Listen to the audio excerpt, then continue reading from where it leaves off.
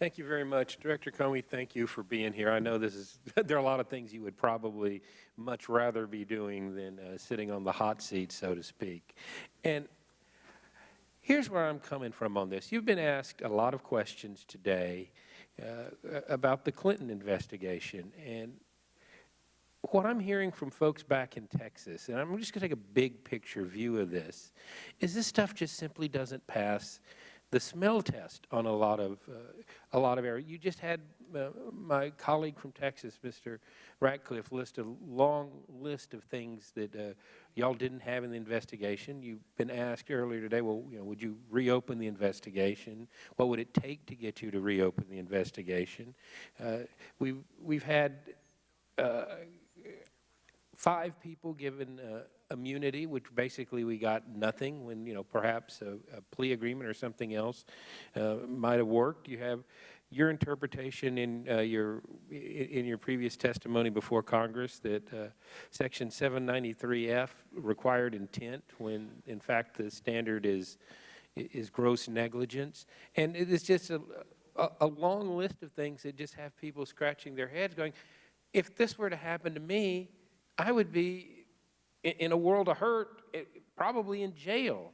And how do you respond to people who are saying that this is not how an average American would be treated? This is only how Hillary Clinton would be treated. Yeah, look, I've heard that a lot, and my response is demand, when people tell you that others have been treated differently, demand from a trustworthy source the details of those cases. Because I'm a very aggressive investigator. I was a very aggressive prosecutor. I have gone back through 40 years of cases, and I'm telling you, under oath, that to prosecute on these facts would be a double standard, because Jane and Joe Smith would not be prosecuted on these facts. Now, you'd be in trouble. That's the other thing I've had to explain to the FBI workforce. You use an unclassified email system to do our business, and in the course of doing our business, talk about classified topics, you will be in big trouble at the FBI. I'm highly confident of that. I'm also highly confident, in fact certain, you would not be prosecuted. That's what folks tend to lump together. So I care deeply about what people think about the justice system, and that it not have 2 standards. It does not, and this demonstrates But you look at General Petraeus in his handling of classified information. You look at, and I'll go back to what you're saying.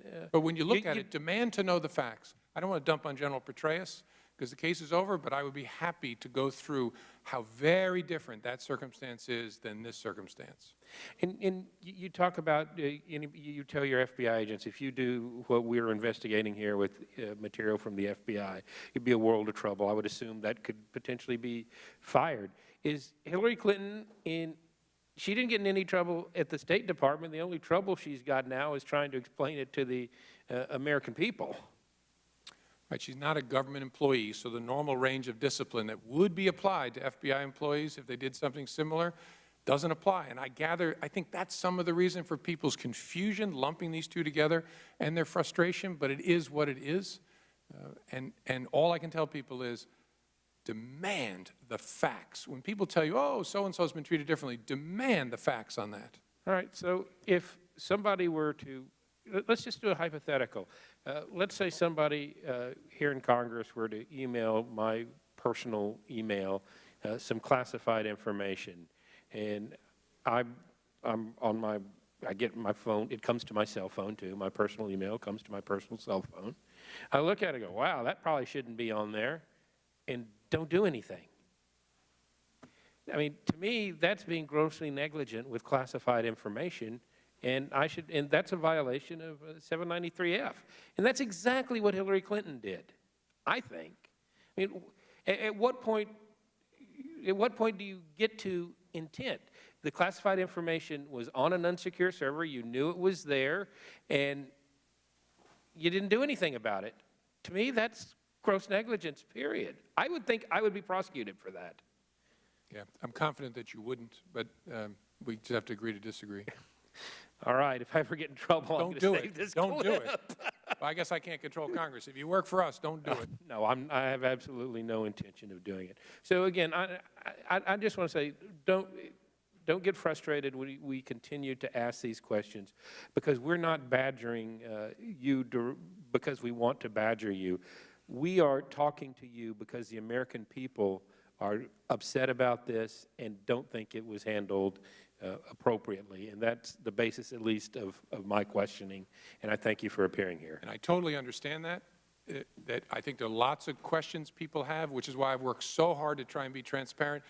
There's never been this kind of transparency in a criminal case, ever. But because I understand the questions and the importance of it, I've tried.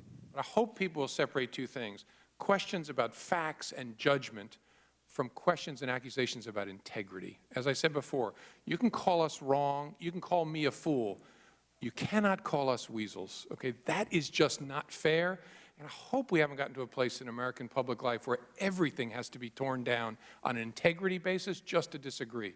You can disagree with this. There is just not a fair basis for saying that we did it in any way that wasn't honest and independent. That's when I get a little worked up, sorry.